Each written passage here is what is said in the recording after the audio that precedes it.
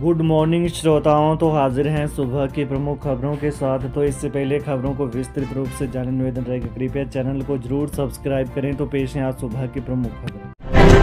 पार्वती चरण 2 से प्रदेश सरकार को मिलेगा 270 करोड़ का राजस्व। सरकार के हिस्से में आएगी 37 करोड़ यूनिट।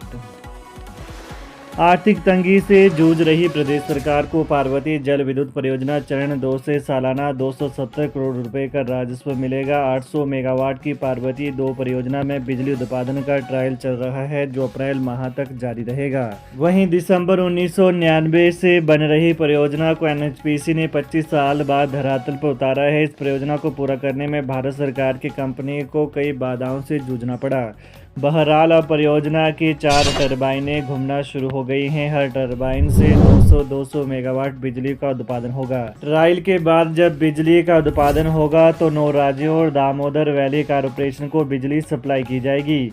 परियोजना से उत्पादित होने वाली बिजली से न केवल केंद्र सरकार को करोड़ों रुपए का लाभ होगा, वहीं प्रदेश सरकार को भी वर्तमान औसत बिजली दरों के अनुसार प्रदेश सरकार को करीब 270 करोड़ रुपए की सालाना आय प्राप्त होगी।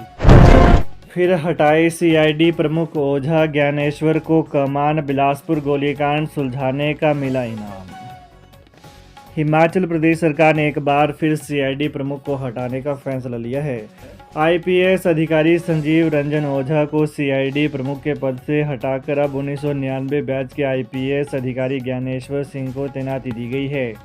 करीब 7 माह पहले उनकी इस पद पर तैनाती हुई थी। सूचनाएं लीक होने और लगातार विवादों के चलते सीआईडी प्रमुख को बदलने की चर्चा है। ओझा अब महानिदेशक कारागार एवं सुधारात्मक सेवाएं के पद पर ही सेवाएं देंगे। पहली से 5वीं कक्षा तक का बदलेगा सिलेबस। नई शिक्षा नीति के तहत तैयार किया जाएगा पाठ्यक्रम। हिमाचल प्रदेश स्कूल शिक्षा बोर्ड अगले साल के शैक्षणिक सत्र 2026-27 से पहली से 5वीं कक्षा तक का सिलेबस बदलेगा। पाठ्यक्रम में यह बदलाव नई शिक्षा नीति के तहत किया जाएगा। हिमाचल प्रदेश स्कूल शिक्षा बोर्ड एनसीईआरटी के पाठ्यक्रम को अपनाने जा रहा है। वहीं इस बार शुरू होने वाले शैक्षणिक सत्र में पाठ्यक्रम में किसी भी प्रकार का बदलाव नहीं किया गया है। बताया ये भी जा रहा है कि पाठ्यक्रम में बदलाव अगले शैक्षणिक सत्र 2026-27 में होगा। इस दौरान शिक्षा बोर्ड पहली से 5वीं कक्षा तक के पाठ्यक्रम में बदलाव करेगा। पाठ्यक्रम में क्या बदलाव होगा, इस बारे में फिलहाल कुछ साफ नहीं है।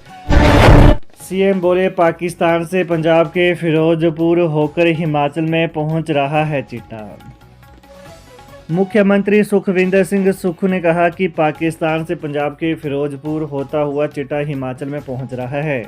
नशा तस्करों के बारे में सूचनाएं लीक करने वालों पर भी कड़ी कार्रवाई की जाएगी। कड़े कानूनी प्रावधानों को लेकर सरकार ने सदन में विधेयक पेश किए हैं।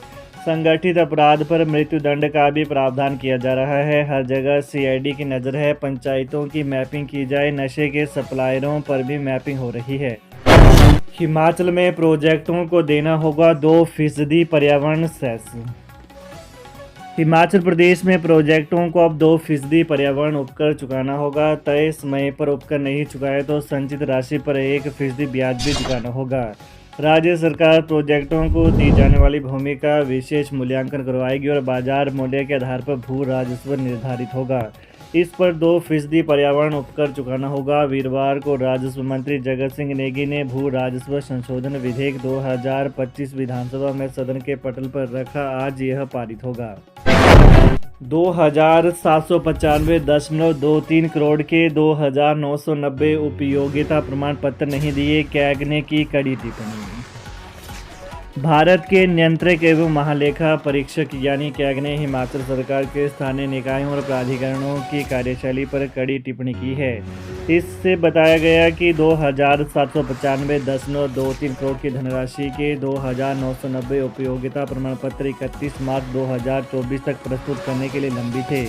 उपयोगिता प्रमाण पत्र जमा न करने के मद्देनजर इस बात का कोई आश्वासन नहीं है कि 2795.23 करोड़ वास्तव में उस प्रयोजन के लिए खर्च और उपयोग किए गए हैं जिसके लिए इसे विधानमंडल की ओर से अनुमोदित किया गया था।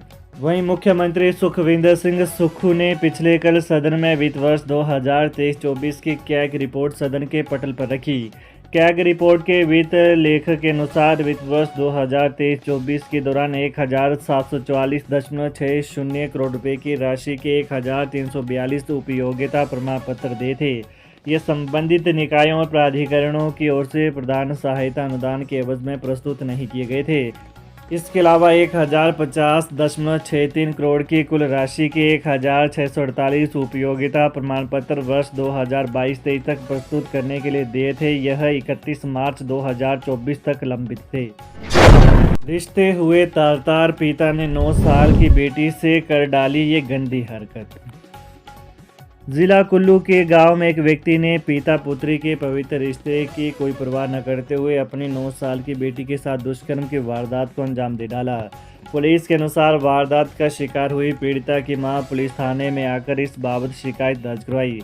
महिला ने बताया कि उसकी बेटी के साथ पिता ने अश्लील हरकत की और दुष्कर्म की घटना को अंजाम दिया। पुलिस ने शिकायत पर पीड़िता का मेडिकल करवाया और आरोपी को गिरफ्तार कर लिया। एसपी डॉक्टर कार्तिकेयन गोकुल चंद्रन ने कहा कि पुलिस ने आरोपी के खिलाफ बीएनएस की धारा 65(2) और पॉक्सो एक्ट की धारा 6 के तहत मामला दर्ज कर छानबीन शुरू कर दी है। सीएम बोले, सरकार खनन नीति में आवश्यक संशोधन को तैयार, खनन से कमाएंगे 1,000 करोड़ रुपए। मुख्यमंत्री सुखविंदर सिंह सुक्खू ने कहा कि प्रदेश में खनन से 1,000 करोड़ रुपए कमाएंगे। अभी तक सरकार को खनन से 400 करोड़ रुपए शुल्क आ रहा है। इसमें 600 करोड़ की ओर बढ़ोतरी की जाएगी तथा इसे बढ़ाकर 1,000 करोड़ रुपए तक पहुंचाया जाएगा। उन्होंने कहा कि प्रदेश की आर्थिक संपदा को लूटने नहीं दिया जाएगा। यह बात उन्होंने पिछले कल विधानसभा में प्रश्नकाल में विधायक डॉक्टर जनकराज के शॉर्ट सवाल के जवाब में हस्तक्षेप करते हुए कही। मुख्यमंत्री ने कहा कि सरकार खनन नीति में आवश्यक संशोधन करने के लिए तैयार है। इसके लिए संबंधित मंत्री से बात की जाएगी। उन्होंने कहा कि यदि माइनिंग पॉलिसी लाते हैं तो सभी के सुझाव लेकर इसमें आगे बढ़ेंगे। यदि पिछले मामलों में कोई गलती हुई होगी तो उसे भी सुधारा जाएगा और कैसे वापस लिया जाए इस पर भी कार्य करेंगे। शिमला पुलिस से धक्का मुक्की के दौरान दृष्टिहीन नाले में गिरा, सचिवालय के बाहर कर रहे थे चक्का जाम, नौकरियों की मांग। हिमाचल प्रदेश की राजधानी शिमला में पिछले कल दृष्टिबाधित संघ के सदस्यों ने सचिवालय के बाहर जोरदार प्रदर्शन किया। पुलिस और दृष्टिबाधित के बीच धक्का मुक्की के दौरान एक दृष्टिहीन नाले में गिर गया, जिसे पुलिस ने बचा लिया है। प्रदर्शनकारी दृष्टिबाधित लंबे समय से बैकलॉग भर्तियों की मांग कर रहे थे।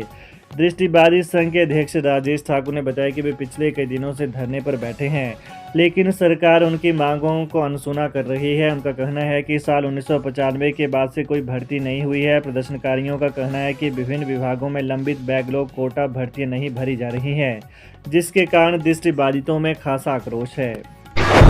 327 नई इलेक्ट्रिक व 24 वोल्वो बसें खरीदेगा एचआरटीसी, कैबिनेट मंजूरी को भेजा प्रस्ताव। हिमाचल पथ परिवहन निगम निदेशक मंडल की 160वीं बैठक पिछले कल विधानसभा परिसर शिमला में संपन्न हुई। बैठक की अध्यक्षता उप मुख्यमंत्री मुकेश अग्निहोत्री ने की। बैठक के दौरान निगम के कार्यों की समीक्षा की गई। वहीं निगम में नए आयाम व सुविधाओं को स्थापित करने पर चर्चा की गई। इसके अलावा उप मुख्यमंत्री ने बैठक के दौरान निगम अधिकारियों को आगामी योजनाओं को गति देने के निर्देश दिए।